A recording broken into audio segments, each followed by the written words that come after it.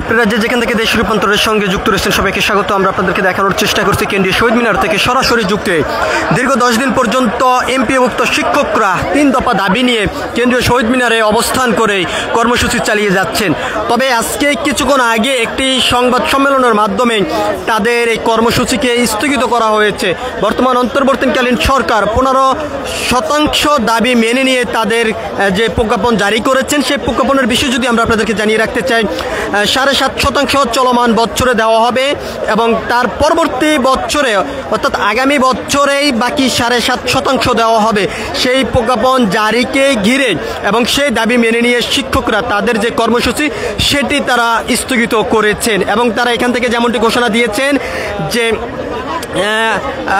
শনিবার অর্থাৎ যে শিক্ষার্থীদের যে বার্ষিক পরীক্ষা রয়েছে সেই বার্ষিক পরীক্ষা চলমান পর্যন্ত শনিবার পর্যন্ত সকল শিক্ষা প্রতিষ্ঠানের অর্থাৎ এমপিভুক্ত শিক্ষা প্রতিষ্ঠানের ক্লাস চলমান থাকবে এমনটি কিন্তু এখান থেকে জানানো হয়েছে। আমরা আপনাদেরকে দেখানোর চেষ্টা করছি।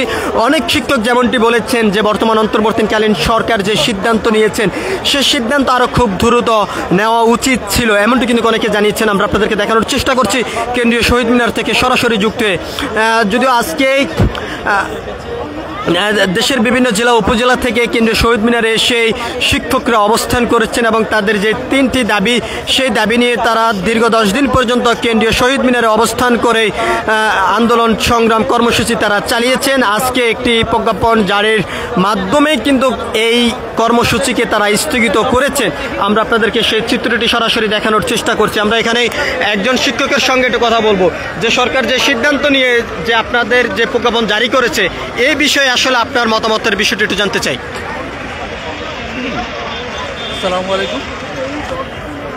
মূলত আমাদের দাবি ছিল 3টা: 20% বাড়ি ভাড়া, 1500 টাকা মেডিকেল ভাতা আর শিক্ষক কর্মচারীদের জন্য 75% উৎসব ভাতা।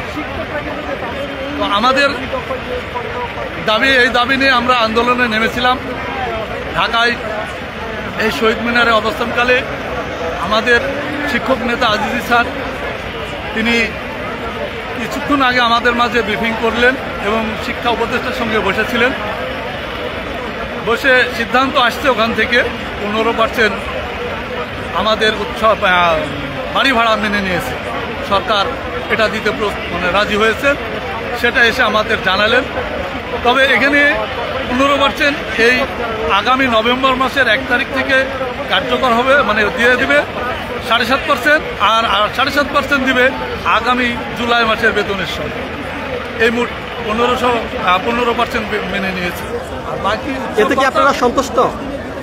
সন্তুষ্ট না হয়ে করবো কি? আমরা সরকারের সঙ্গে তো আসলে বিবাদ করতে আসি না, আসছি আমরা আসলে আমাদের ন্যায্য একটা অধিকার আদায়ের জন্য। আপাতত এটা নিয়েই আমরা বাড়ি ফিরে যাচ্ছি। স্যারের অনুরোধ, আমাদেরও একটু মন মানসিকতা কতদিন আর সরকারের সঙ্গে এই আন্দোলন করতে থাকবে। আমরা কথা বলছিলাম এখানে একজন শিক্ষকের সঙ্গে, তিনি যেমনটি বলেছেন আমরা আপনাদেরকে দেখানোর চেষ্টা করছি কেন্দ্রীয় শহীদ মিনার থেকে সরাসরি যুক্ত হয়ে। দর্শক, আপনারা যেখান থেকে দেশ রূপান্তরের সঙ্গে যুক্ত রয়েছেন সবাইকে আমরা দেশ রূপান্তর ক্যামেরার মাধ্যমে দেখানোর চেষ্টা করছি। দীর্ঘ 10 দিন পর্যন্ত কেন্দ্রীয় শহীদ মিনারে অবস্থান করে কর্মসূচি চালিয়েছিলেন শিক্ষকরা 3টি দাবি নিয়ে। তার ভিতরে একটি দাবি মেনে নিয়েছেন বর্তমান অন্তর্বর্তীকালীন সরকার।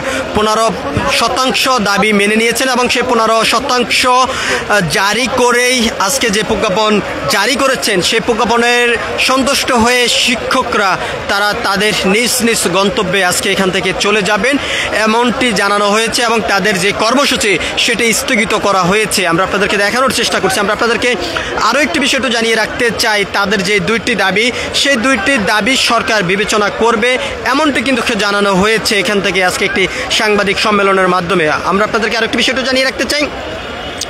যদিও এখান থেকে শিক্ষকরা তাদের কর্মসূচিকে ঘিরে যেমনটি সিদ্ধান্ত নিয়েছেন 3 দফা দাবি যদি সরকার মেনে না নেয় পরবর্তীতে 1 দফা দাবিতে তারা কর্মসূচি ডাক দিবেন।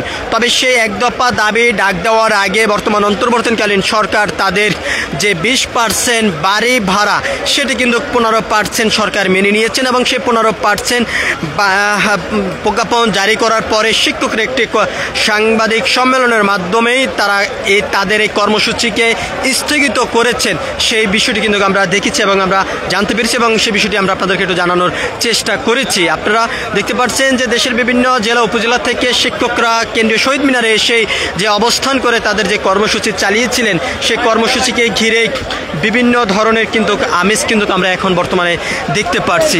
আমরা আপনাদেরকে আরেকটি বিষয়টা জানিয়ে রাখতে চাই, এই আন্দোলনকে ঘিরেই বিভিন্ন রাজনৈতিক দলের পক্ষ থেকে বিভিন্ন প্রতিনিধি এসে এখানে কিন্তু তাদের এই আন্দোলনের সঙ্গে সহমত পোষণ করেছেন এবং তারপরেই কিন্তু বর্তমান অন্তর্বর্তীকালীন সরকার তাদের এই দাবি মেনে নিয়ে 15% বাড়ি ভাড়া সেটি কিন্তু প্রজ্ঞাপন জারি করে দিয়েছেন। তো সব কিছু মিলিয়ে এই ছিল এখনকার মতন আমার কাছে শিক্ষকদের যে কর্মসূচিকে ঘিরেই সর্বশেষ তথ্য।